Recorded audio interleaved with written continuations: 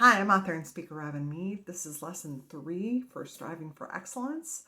You can find the study guide materials for this lesson in my Be Fierce study group on Facebook. Materials are totally free. Just go there and join, and you can download this lesson and also lessons 1 and 2. And please subscribe to my YouTube channel so you'll be notified when the next teaching video in this series or any of the other teaching series I have comes out. So thanks for your time today. So we're in the middle of studying Philippians 4:8 and all about what is excellent. And we're on whatever is just and whatever is pure. So let me go ahead and read the verse to you. Philippians 4:8 says, "Finally, brothers, whatever is true, whatever is honorable, whatever is just, whatever is pure, whatever is lovely, whatever is commendable, if there is any excellence, if there's anything worthy of praise, think about these things." So this week we're talking about, or this lesson, we're talking about whatever is just and whatever is pure. So have you ever heard the saying, life isn't fair? Oh, but we want it to be fair, don't we? We spend time being concerned with how we are wronged, how the people around us are wronged, how other people have wronged us, and how there are so many unjust things in our culture. And the thirst for what is fair or just is a longing that God has as well. God promises that all of us will be judged impartially one day. First, by whether or not we've accepted Christ as Savior and been baptized into faith as a payment for all our sin, which is salvation. And second, by how obedient we've been in our walks to become more Christ-like, which is progressive sanctification. So the citizens in Rome, who were the original audience for this letter, were well acquainted with their rights and traditions. They knew what behavior was expected from the government and how violations would be punished. In Acts, Paul invokes his right as a Roman citizen when he is unjustly treated. So as Christians, our law is God's law. So Jesus said in Matthew 27, verses 37 through 40, "You shall love the Lord your God with all your heart and with all your soul and with all your mind. This is the great and first commandment." So that's our priority, number 1. The second is like it.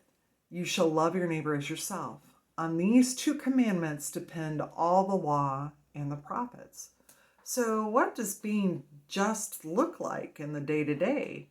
Well, being fair to everyone, treating everyone with respect and love, without ulterior motives or hurtful motives, even the people we don't get along with.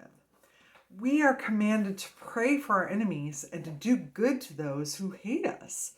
That's from Luke 6:27 and 28. Often as humans with flesh-centered mindsets, we get stuck so deeply in our demands for our own justice, we don't see the injustice that we do to others. So God calls this focusing on the splinter in our brother's eye while ignoring the log in our own eye. That's from Matthew 5:7. Another word for just is righteousness. God is righteous, and he wants us to be righteous as well. Being righteous also means being pure. And what is pure is paired in this verse with what is just. Why? Well, because true justice can only come from one who is pure. The person who has no ulterior motives. The person who wants your best. The person who has no unjust traits within himself or herself. Wait, who is that? Yeah, just God. He's the only one who fits these criteria. So talk about a tall order in striving for excellence. Living a pure life in this world is tough. Good thing God offers his strength for us to make it through.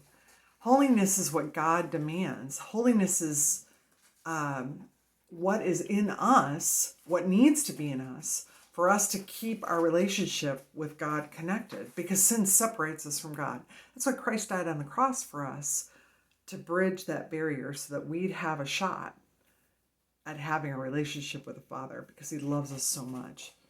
So God's strength is what makes it possible for us to walk in purity, not just being chaste with our bodies, but also our thoughts and discipline in our thoughts and actions so that we can glorify God with who we are. We aren't designed to accomplish our faith walk alone. We need God and we need other believers to walk with us. Of course, these other believers also need to be working out their salvation with fear and trembling, striving for excellence. We need to see faith in the day-to-day to be vulnerable and accountable to succeed. So I hope this helps you. Please check out the study guide, and God bless. Have a great week.